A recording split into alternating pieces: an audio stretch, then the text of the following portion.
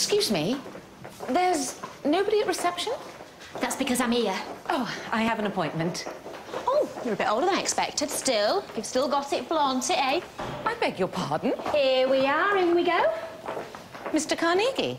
Oh, he's left, and the bloke who's taken over won't be here until later. I think there's been a mistake. Oh, no, I asked for a selection from your shop, so there's bound to be something in your size. I'll leave you to it. Lizzie, the phone is ringing off the hook. I'm on my way, matron. Ah, and while you're at it, Lizzie, I want this office cleared. And a pot of strong tea with sliced lemon on my desk by the time matron's finished showing me around the hospital. Allow me to introduce myself. Jean McAteer, Mr. Carnegie's replacement. But you're meant to be a man. Welcome to the Royal, Mrs. McAteer. Miss. I can't wear these straight. They're indecent. What do you think, Lizzie? I don't think we've been introduced. Matron?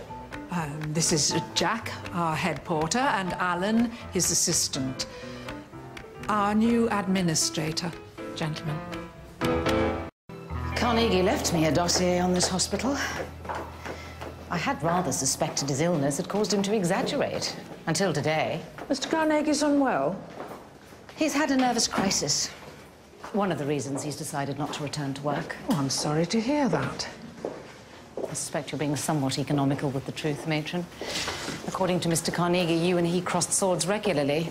Well, it was never an easy relationship on either side. You wanted to see us, Mrs. McAteer? Miss, would you care to explain why my porters were disporting themselves round the hospital like a pair of third-rate, end-of-the-pier entertainers? It's for charity. A very good cause. Gentlemen, there are no excuses under my administration. You must be professional in action and dress at all times. Matron, if we could continue? Mr. Carnegie, please come back. All is forgiven. Third rate, the uppity little madam. I've never been pushed round by a woman, and I don't intend to start now. Doctors Ormerod and Wetherell just took off without organising a locum. No, of course not. Well, where is he? Well, we'd organised the... I've had to resort to my standby equipment. This damn thing's never drawn properly. Mr. Rose, I presume. Mr. Carnegie's description of you was spot on. That damn fool wave-faced, lily-livered pen-pusher. Mr. Rose, meet our new administrator, Miss McAteer. Miss, never mind, my dear. I'm sure some chap will snap you up. Fine specimen like yourself. Mr. Rose, a woman with a first-class honours degree and a wide variety of professional experience has no requirement to be snapped up. Methinks the lady does protest too much. I look forward to working under you, Miss McAteer. Very much indeed. Where are the contact details I asked you for? I need to speak to the partners urgently to find out what's happened to this locum, as I currently have no idea when they intend to return. Sorry, I've filed them somewhere. But only it's been bedlam here with doctors going missing, people dying. And charity fashion shows. It's obvious where your loyalties lie, Lizzie. And they don't seem to be with this hospital.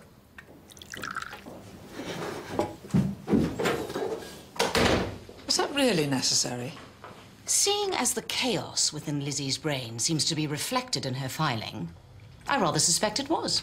You truly have done. Thank you, Mr. Rose. What is this swarm of children doing here? It's a temporary measure, Miss McAteer. A sudden outbreak of gastroenteritis. The strain is virulent and contagious.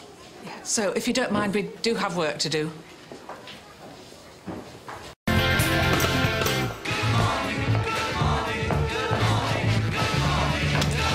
Just take a seat, will you? Doctor will call you when it's your turn. If you're lucky. I cannot believe that locum's still not arrived. Get hold of the agency for me. I'll give them a rocket. The Royal... Oh, have you? Woman here saying she has a tickly cough. Well, unless you're about to keel over with it, love, I wouldn't bother coming in. It's a madhouse here today. Lizzie, don't talk to patients like that. It's unprofessional. And where's Doctors Ormerod and Wetherell? They must have been delayed in Ireland. Bet it's bedlam there and all. It'll be under A for agency or L for locum. Ah, good morning, Mr. Rose. Chaos. Never changes, this place. Mickey Mouse would be at home here. Sadly, not all members of the medical profession are as punctilious as you, Mr. Rose. Indeed. I shall carry out my ward round and send Dr. Ellis up. We've a list to get through. Might be under D for doctors or E for emergency cover, possibly. Morning. Gosh, got a bit of a backlog, haven't you? Actually, I've a problem. Ashfordley School is expecting a doctor this morning to give the children their BCGs. Been booked in for weeks. Thing is, our locum's been held up, and I've no other doctor to do it. You'd like me to help out? It's just round the corner. Won't take long. All right. But Mr. Rose can get a bit shirty if he's kept waiting. Leave him to me. S for standings. Oh, just find it, please. And I'd rather you kept your groceries off the desk. They're not mine, they're the patient's. Thank you. The Aunt Shaw was happened to Dr. Marsden. They're phoning me back. Have you seen Jack or Alan, Lizzie? Matron's looking for them. No, sorry, neither of them all morning. What is it about this hospital? People either don't turn up, leave the place abruptly, or disappear into thin air. Have you found him? Oh, sorry. Thought you were somebody else. Well, is it an emergency? Then no, I won't. Cheeky beggar. Somebody in a phone box trying to get the operator to make us accept reverse charges. Cut out the ciggies. There's a good chap. Ah, Dr. Marsden, I presume. Jean McAteer, administrator. May I ask why you're 3 days late? What are you talking about? Your letter gives today's date. Ah, sorry. Our fault then. I've spent a penny all morning. You typed this, Miss Hopkirk? I was told her. You put in the wrong date, see? Which is why Dr. Marsden has only just arrived. Oh, I'm ever so sorry. I've never been late in my life, young lady. Never. Sorry about that. We're not always so inefficient at the Royal. Are we, Lizzie?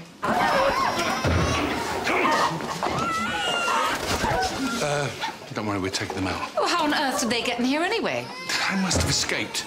Sorry, Mason, we're dealing with this. Mr. Rose needs an urgent meeting ASAP. Doctors and senior staff. Leprosy? Does that mean we'll have to quarantine the entire hospital? No. People get the wrong idea about this disease. The odds are it's tuberculoid leprosy, which is non-contagious. There are contagious forms, I believe. Oh, there's the lepromatous form, which is. But from my experience out east, that's not likely in this case. We've sent a biopsy off for examination, so we'll know for certain in the morning.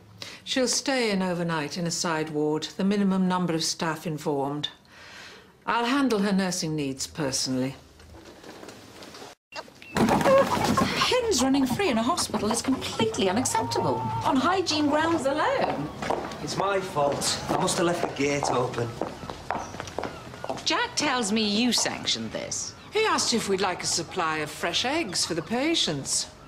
Free-range eggs are rich in protein, vitamin B, and other essential nutrients. But why keep them ourselves? It's a hospital, not a farm. Are we also going to keep pigs to provide us with bacon? It's just a few hens on a bit of spare ground. Since they've been here, the hospital hasn't had to buy a single egg. I think I can find funding for a few eggs, Jack. I want them removed, please. Oh, well, that's your prerogative. May I suggest they remove them as time permits? Alan is wanted in casualty, and Jack needs to take the tea trolley round. Don't you think you might have overreacted a little bit here? Hmm?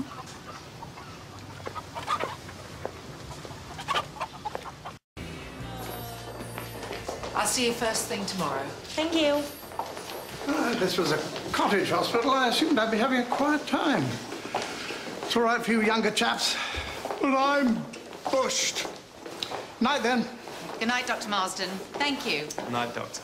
Would you mind popping in for a minute?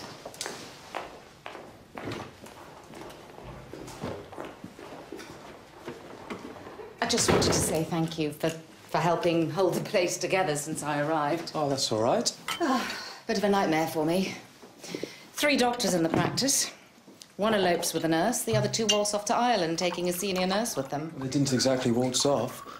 Oh, they went to a funeral. You're probably not aware of what happened here. Mr. Rose put me in the picture. I still think they could have been more specific about when they'd be back. I don't know. Doctors Ormerod and Weather are responsible people. Communication from where they are can't be easy. You're being loyal to fellow doctors, Ralph. I like loyalty in a man.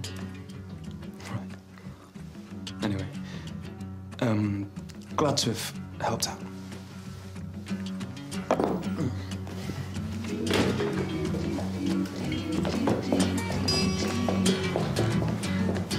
Elkin, you riled me. Just came out. It's a pity. If he spreads his poison, it could make Tracy's life very difficult. Well, I'm writing a letter to the school to circulate to parents. Let's hope that does the trick. I agree with you. That Ralph Ellis is a bit of all right. Fancies anything in trousers, does Susie? I do not. Any news from Ireland? No, sorry. Seems to me we can expect them when we see them. Oh, finally, time for a coffee. I was just going to have one in my office. Why don't you join me?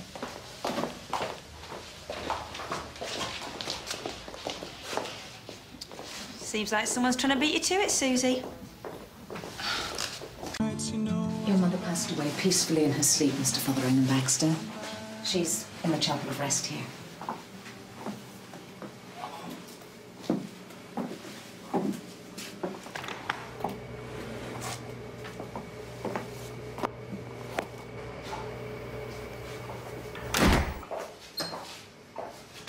What are you doing in here? I was just, checking things. Open that fridge, please.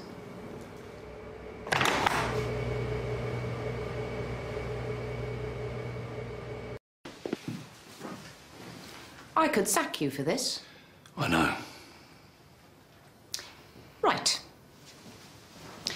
Go and do something useful. Ask Lizzie to call Ireland.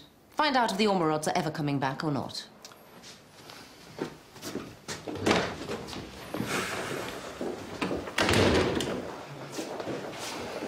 Got off with the caution.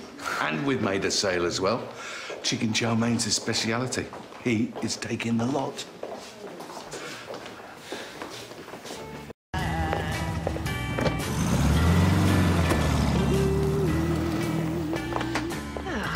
Back to normal. See, this is what I've been looking forward to. Yes. Bad backs, hemorrhoids, malingerers after sick note. I look forward to every single one of them. Oh, I beg your pardon. After you. Dr. Ormerod? Yes, guilty as charged. I'm Jean McAteer, your new administrator. Oh, right. And you must be Dr. Wetherell. Yes. Yes, hello.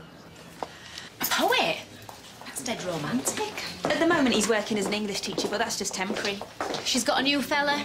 Oh, another one. He's gorgeous. Come on, more details. We weren't exactly sure when to expect you, so I persuaded Dr. Ellis, Mr. Rose's anaesthetist, to stay for another day. He's been wonderful helping out with locum cover. We've been pretty overstretched. Oh, doctors, thank heavens you're back. It's been a right muddle here. Well, that's not to say a muddle, exactly. Lizzie, it's lovely to see you too. Oh, Dr. Ellis. Can I introduce you to Doctors Ormerod and Wetherell? Just returned from Ireland. Oh, all right, jolly good. We were beginning to think you decamped altogether. Well, I'm beginning to think that I had. And when I walked in, he hadn't a stitch on. Well, I've never had a colleague behave quite like that, but I'll take your word for it. Oh, sorry. That's all right. Jim was just telling a funny story. Oh, right, I see. Oh, I must get on. I've got loads to do. Now, matron, the agenda. So, who's she, the chairman? Mrs. Price. Matron thinks the sun shines out of her. You know what. Do they raise a lot of money for the hospital, then? Loads. Mainly because the Prices are filthy rich. He owns the big print works. They know... Is £500. Oh, I'm so sorry. I didn't realise anyone was in here. I'm still getting to know my way around. Ladies, let me introduce Jean McAteer, our new hospital administrator. Ah, well, this is very fortunate, Miss McAteer. We, for our sins, are the fundraising committee of the hospital's League of Friends. Really? How splendid. I never knew such a thing existed. Well, perhaps you'd like to sit in, get a glimpse of our secret plots and plans. Thank you. I'd love to. So, if anyone's got any bright ideas about how to fleece our friends and neighbours of their hard-earned cash... Yes, we did hear that Mr. Carnegie had left. Though I must say he never interested himself much in our efforts. How very foolish of him. I've always believed local community involvement in the hospital to be essential. The DHA is all for it. I can't think why. Isn't it just another source of funding they can't control? Yes, but in a hospital such as this... You all right, Margot? Yes, it's just a spot of indigestion. Oh, I love coffee, but it doesn't always... Oh. Dr. Wetherell, I was hoping we could have a chat at some point. Get to know each other's priorities. Yes, yeah, absolutely, of course. I got a call at work. My daughter's been in some kind of accident. What's the name, love? Julie Walton. Well, Mrs. Walton, I'm Dr. Wetherell. I'm treating your daughter. Would you like to come through? We'll have that chat later, shall we? Yeah. Earth? Just wheel it out through casualty in a wheelbarrow. Wheelbarrow? What's going on? Something I should know about? Just, we're clearing some old rubbish out of the basement. That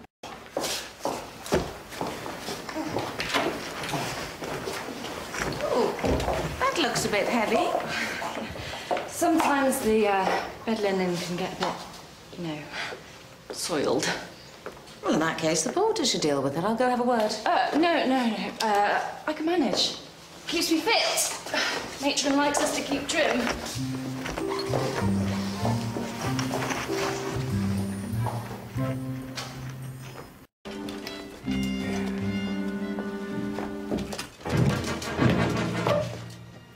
Care to explain what you're doing? It's the drains. Give us no end of problems. And you can't rely on plumbers nowadays. Matron prefers us to sort it out ourselves. Really? It was close.